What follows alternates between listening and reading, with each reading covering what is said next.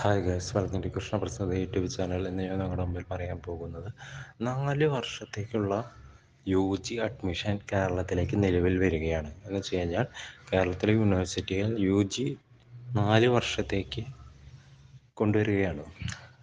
പക്ഷേ അതിനെ പറ്റിയുള്ള വിഷയം എന്താണെന്ന് വെച്ച് കഴിഞ്ഞാൽ UGC അംഗീകൃതം അത്ര ഉറപ്പായിട്ടില്ല.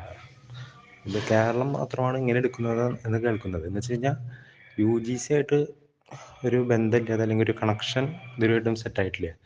ഈ 4 വർഷത്തെ ഡിഗ്രിയുടെ കോഴ്സിൻ്റെതായിട്ട് ഈ 4 വർഷമുള്ള ഡിഗ്രി കൊണ്ടുള്ള ഇവർ പറയുന്നൊരു ഗുണം എന്ന് പറയുന്നത് ഈ ഇൻറ്റേൺഷിപ്പും റിസർച്ച് എന്ന് വെച്ച് കഴിഞ്ഞാൽ ഈ UG ഹോണേഴ്സ് എന്ന് പറഞ്ഞിട്ട് കോഴ്സ് ഉണ്ടാവും. ഈ റിസർച്ച് അങ്ങനത്തെ കാര്യങ്ങളൊക്കെ ആയിട്ട് കാര്യങ്ങൾക്ക് ഈ കോഴ്സ് ഉപകാരപ്പെടും എന്നാണ് പറയുന്നത്.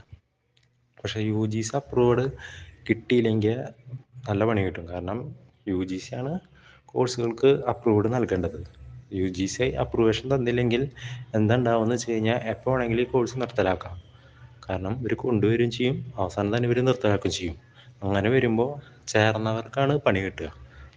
അതുകൊണ്ട് ഒന്നുകിൽ വെയിറ്റ് ചെയ്തതിന് ശേഷം നോക്കുക, ഈ പുതിയ അഡ്മിഷനെ പറ്റിയിട്ട് കൂടുതൽ അറിഞ്ഞതിന് ശേഷം ചെയ്യുക. അല്ലെങ്കിൽ ചെയ്യേണ്ടത് 4 വർഷത്തെ എടുക്കാതിരിക്കുക നല്ലത്. കാരണം 4 വർഷത്തെ എടുക്കണത് UG എടുക്കണത് ഭയങ്കര ചടങ്ങാണ്. കാരണം ഇപ്പോൾ 3 വർഷം തന്നെ കഴിയാൻ ഭയങ്കര പാടാണ്. കാരണം വെച്ച് കഴിഞ്ഞാൽ എക്സാം, സപ്ലൈ, റിസൾട്ട് അങ്ങനത്തെ കാര്യങ്ങൾ. ഇപ്പം 4 വർഷമാകുമ്പോൾ എന്താ കേസ് എന്ന് വെച്ച് കഴിഞ്ഞാൽ നമ്മുടെ ഫീസ് കൂടുതൽ, സെമ്മിൻ്റെ ഫീസ്, ഇയറിൻ്റെ ഫീസ്, എക്സാം ഫീസ് ഇതെല്ലാം കൂടുകയാണ് ചെയ്യുന്നത്, ഒന്നും കുറയണില്ല. അതുപോലെ തന്നെ UGC അപ്രൂവ്ഡ് കിട്ടിയില്ലെങ്കിൽ പിന്നെ ആ കോഴ്സ് എടുത്തുകൊണ്ട് കഴിഞ്ഞിട്ട് ഒരു ഉപകാരം ഉണ്ടാവില്ല.